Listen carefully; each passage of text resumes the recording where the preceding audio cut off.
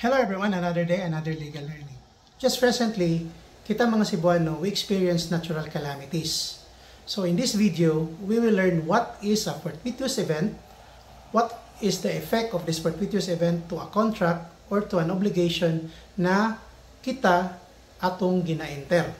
Under Article 1174 of our Civil Code, fortuitous events are those events which could not be foreseen or which, though foreseen, were inevitable. What are examples of fortuitous event?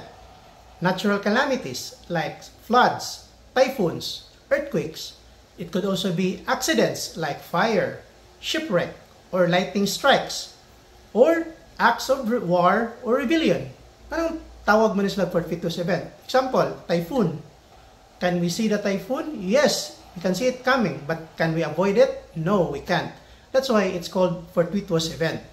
So what is then the effect of a fortuitous event to a contract or obligation? Under Article 1174, it says that no person shall be responsible for those events which could not be foreseen or which, though foreseen, were inevitable. In other words, you cannot be held liable because of fortuitous event. Example, teacher ka. Nagplano ka na imo ibaligya or nagsabot mo na imo ibaligya imong auto or laptop sa imong kauban 2 weeks from now. Nya, imo pa jud giput into writing.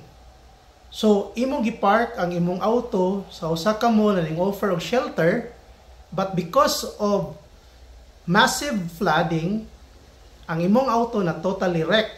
Now, ang question, are you still liable sa imuhang co-teacher for damages? Or are you still obligated to deliver the car to your teacher? The answer is no, not anymore. Because the loss or damage of your car is due to fortuitous event. However, there are certain limitations. Fortuitous event can only be applied if ang obligation or contract pertains to a specific things. Meaning, ang inyuhang gikasabutan sa kontrata or obligation, pwede siya masegregate from a general class. Example, auto, Mitsubishi Montero, blue ang color, plate number XYZ 1245. Or kung laptop, Acer ang brand, 12 inches, blue or orange ang color, napag yung emboss na cross. So, kana specific.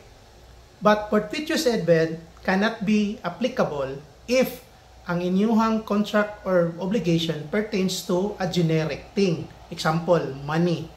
You cannot say na, uy, di na ko pwede mo bayad ni mo kay nalunupan ba mi? Or gibagyo mi? Or gihold up man ko, uy, so di na ko pwede mo bayad ni mo. Even though kato siya ng mga event, fortuitous event to siya, but ang inyuhang obligation or contract pertains to a generic thing, so still, you can be liable to pay or to give damages sa imuhang kakontrata because wa ka ning perform sa imong obligation.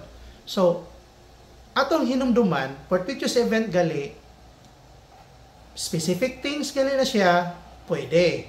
Pero kung generic thing gali na siya, it is not applicable.